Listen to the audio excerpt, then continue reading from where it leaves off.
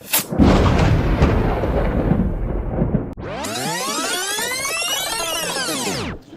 ప్రతి super male నేర్చుకోవాల్సింది ఖచ్చితంగా హ్యాండ్ స్టాండ్. సో అలాంటి హ్యాండ్ స్టాండ్ని ఈరోజు మీకు చిటికలో ఎలా చేయాలో ఎలా నేర్చుకోవాలో నేను చూపిస్తాను. సో దీనికోసం మనం ఒక ప్రత్యేకంగా మంచి ప్లేస్ని అయితే ఎంచుకోవాలి. సో దానికోసం సెట్ చేద్దాం. సో హ్యాండ్ స్టాండ్ నేర్చుకోవడం ఎంత కష్టమో అండ్ అలాగే దానివల్ల వచ్చే బెనిఫిట్స్ కూడా అంతే బాగుంటాయి.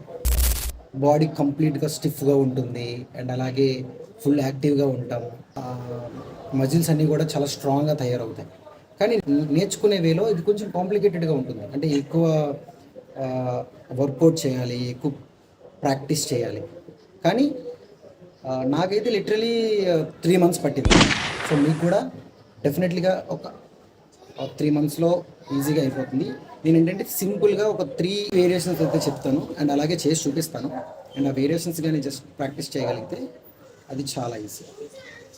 సో దానికోసం అయితే మనం ఒక మంచి ప్లేస్ని అయితే సెటప్ చేసుకోవాలి, ఒక మంచి ప్లేస్ని ఎంచుకోవాలి, చేతులకి గుచ్చిపోకుండా ఇలాంటివి. సో దానికోసం నేను నా టెర్రస్ పైకి వెళ్తున్నాను. చూద్దాం మంచి ప్లేస్ని. నేను మొదలుపెట్టిన కొన్ని టైంలో అయితే నాకు రాదు అని మన థాట్ వచ్చేసేది. ఫైనల్గా నేను చేయలేనేమో, నా బాడీ సూట్ అవ్వదేమో అని. కానీ ఫైనల్గా అది వచ్చేసింది. సో ఎవరికైనా అంతే. సో నన్ను అడిగితే జిమ్ కన్నా అది చాలా ఇంపార్టెంట్. దీంట్లో స్ట్రెంగ్త్ పెరుగుతుంది, షోల్డర్స్లోని, ఆర్మ్స్లోని, విస్ట్లోని, అండ్ అలాగే బ్యాలెన్స్ పెరుగుతుంది, సర్క్యులేషన్, మెంటల్ ఫోకస్ కూడా పెరుగుతుంది. సో హ్యాండ్ స్టాండ్ చేసేటప్పుడు ఒక సాఫ్ట్ సర్ఫేస్ని ఎంచుకోవాలి. అప్పుడే చేతులకి ఫైనల్గా అయితే మనం అనుకున్న ప్లేస్కి వస్తాం. సో ఇది మన స్పాటు. అండ్ అంత బాగానే ఉంది కదా. సో ఇక్కడైతే మనం స్టార్ట్ చేద్దాం. ఫైనల్గా అయితే మన లొకేషన్కి వచ్చేసాం. సో ఫస్ట్ నేను చేసి చూపిస్తాను. రైట్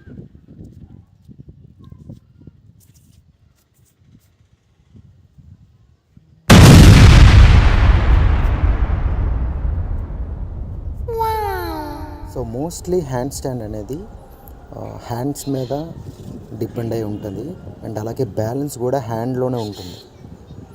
సో మనం హ్యాండ్స్ని బ్యాలెన్స్ చేసుకుంటే అది వర్కౌట్ అవుతుంది. ఫింగర్స్తో బాడీ మొత్తాన్ని కంట్రోల్ చేయాలి, అప్పుడే మనం దాన్ని బ్యాలెన్స్ చేయగలం. ఓకే, సక్సెస్ఫుల్గా చేసాం, పడిపోకన్నా. సో ఇప్పుడు దానికోసం ఎలాంటివన్నీ మనం చేయాలి, ఏవేవి చేయాలనేది డిస్కస్ చేద్దాం. వీడియో తీస్తున్నాం. పక్క మేడపై నుంచి చిన్నపిల్లలు చూసి ఏం చేస్తున్నావు అడుగుతున్నారు. నేను చేసి చూసింది కాల్ చేసి ఏం చేస్తున్నా వాళ్ళు చేయడం స్టార్ట్ చేశారు. చిన్నపిల్లలు చాలా త్వరగా ఇన్ఫ్లుయెన్స్ అయిపోతారు. ఏ చెయ్య చూడండి, ఆ చిన్నపిల్లడు ఎవడో నాలా చూసి చేస్తాడంట. కాల్ కనిపిస్తుందా? గుడ్, జాగ్రత్త, కింద పడిపోతాడు. Okay, nice.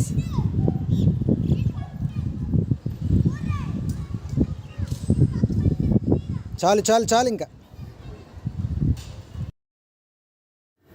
పక్క మేడపై నుంచి 2 పిల్లలు చూశారు అండ్ నేను చేస్తానని.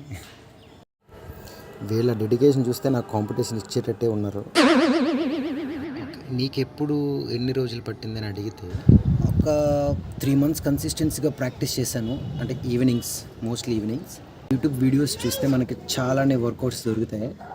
కానీ ఎండ్ ఆఫ్ ది డే ఎవరైతే ప్రాక్టీస్ చేస్తారో వాళ్ళకి ఒక క్లారిటీ వస్తుంది ఏవైతే పర్ఫెక్ట్గా వర్కౌట్ అవుతాయి అనేది. సో సేమ్ అలాగే. సో నేను అందులో ఒక త్రీ వర్కౌట్స్ అయితే చెప్తాను. అవి కొంచెం ఈజీగా అనిపిస్తాయి. సో ఆ 3లో మొదటిది వచ్చేసి ఫ్రాగ్ స్టాండ్. సో అదైతే చేసి చూపిస్తాను ఇప్పుడు.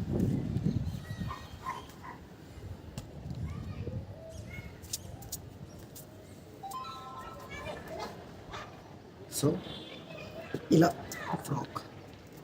సో ఈ రెండు లెగ్స్ని దీనికి అటాచ్ చేయాలి.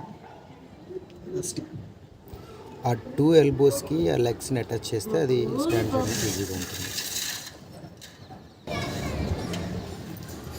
సో ఫ్రాక్ స్టాండ్ చేస్తే మన కోర్ మజిల్ అనేది చాలా స్ట్రాంగ్ అవుతుంది. సో అలా ఎక్కువసేపు ఉండే అన్నీ కొన్ని మజిల్స్ అన్నీ కూడా కొంచెం ఫ్రీజ్ అయ్యేటట్లు స్ట్రాంగ్ తయారవుతాయి.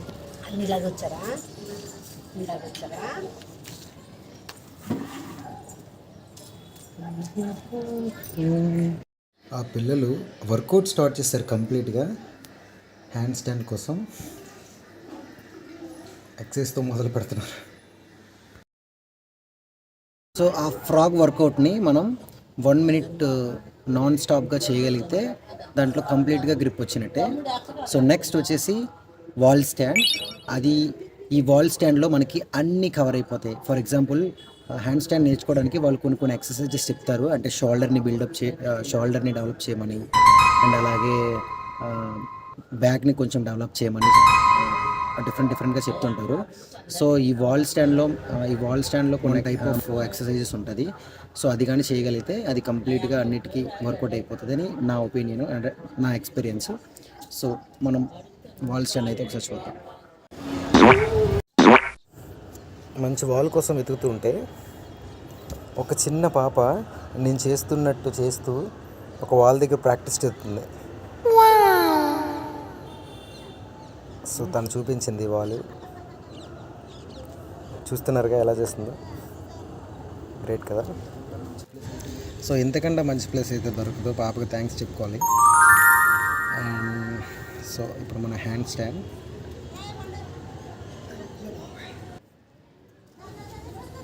సో అలా వాల్కి లెగ్స్ పెట్టి హ్యాండ్స్ మీద బ్యాలెన్స్ చేయాలి.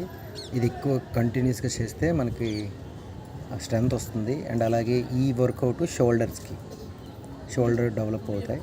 ఇవి కంప్లీట్గా చేస్తే మన కోర్ మజిల్ అనేది బిల్డ్ అయిపోతుంది. దాని నెక్స్ట్ మనం ఎలా చేయాలనుకున్నా చేయొచ్చు. సో ఫైనల్ వచ్చేసి బేసిక్ ప్రాక్టీస్. ఈ రెండు మనం ప్రాపర్గా చేయగలిగితే ఇది ఈజీ అయిపోతుంది. అండ్ అలాగే ఇవి చేసేటప్పుడు మన హ్యాండ్స్ అనేవి కంట్రోల్లో, ఇదంతా బాడీ వెయిట్ అంతా హ్యాండ్స్ కంట్రోల్లోనే ఉంటుంది.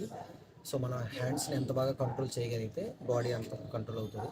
సో స్టాండ్ చేయగలిగితే అదేంటంటే ఒకటి 2 రోజుల్లో రాదు, మనం చేస్తూ ఉండే కొద్దీ వస్తుంది. సో ఫస్ట్ ఒక బేసిక్గా చిన్న ప్లేస్.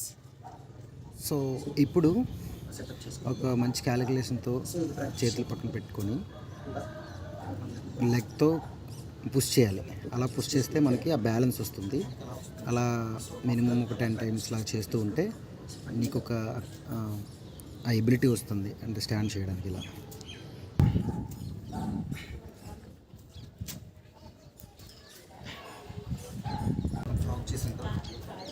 సో అది కంప్లీట్ అయిన తర్వాత నుంచి ఫ్రాగ్లో నుంచి ఇప్పుడు మనం స్టాండ్కి ప్రాక్టీస్ చేయాలి. ఇలా ఫ్రాగ్ నుండి స్టాండ్ ప్రాక్టీస్ చేస్తే అయిపోయినట్టు. సో దాన్ని అలా బ్యాలెన్స్ చేయడం నేర్చుకుంటే 2 times 3 times హ్యాండ్ స్టాండ్ కంప్లీట్గా వచ్చేసి. Thank you for watching buddies.